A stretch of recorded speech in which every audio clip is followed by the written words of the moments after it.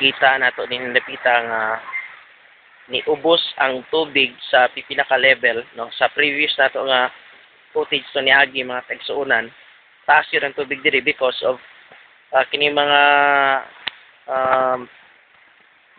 sangit din no sa actually pito di ay ni ka bangag kini diring dapita so kana siya kining ato makita dinhi karon mao na lang niyang isa ka punuan jud sa kining kawayan pila ni kapunuan sa kawayan diri tulo so tulo di ni kapunuan sa kawayan ang niya dinhi karon nga nagbabag sa tunga so nakuha na tong uban pero diya pa isa dako nga nabilin tulo ra na siya sir pero wa gyud na siya nakuha ang kini oo so na mo ni siyang kisi pa nga na to Juna kagahapon unsa may gihimo sa ato ang kining gihimo sa ato ang mga taga LGU din hindapita sa inyong barangay. Hinlo sila sir gihawas nila ang gapnod. So ang gapnod so ila daghang tao dinhi ang nagkuan kagahapon.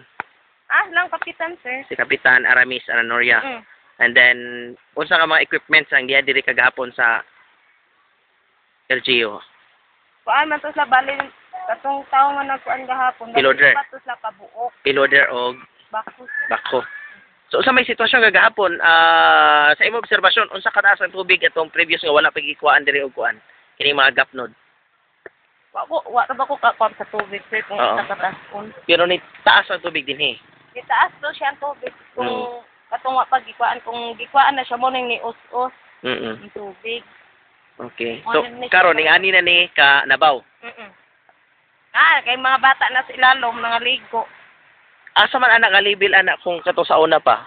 Diya sa kanang tulay. Kanang iya mga lungag-lungag asa anak kalibil dapit. Kanang nabatlis. Mura sa iba bang ubos pagamay anak sir. Okay. Kanang mga nangakuan sa haligi, kumurag kanang nga aphak-aphak nga kuan, agi na siya sa bako gahapon. So, ang pagkuha kagahapon sa mga gapnod, unsa man ang nahitabo? Unsa may nahitabo gahapon? Wala naman. Nabugto ang PC. Nabugto ang PC. PC sa barangay.